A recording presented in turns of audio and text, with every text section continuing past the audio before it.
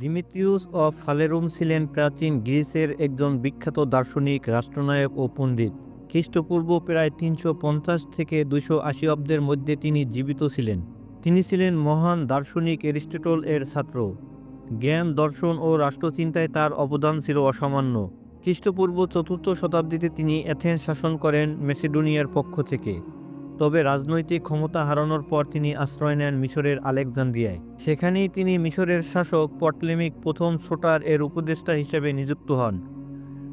আলেকজান্দ্রিয়ার বিখ্যাত লাইব্রেরি প্রতিষ্ঠার পেছনে ডেমিত্রিয়াস অফ ফালেরুমের ভূমিকা ছিল অত্যন্ত গুরুত্বপূর্ণ। অনেক ইতিহাসবিদ মনে করেন লাইব্রেরির মূল পরিকল্পনা ও জ্ঞান সংগ্রহের ধারণা তিনিই পটলেমিকে প্রদান করেছিলেন।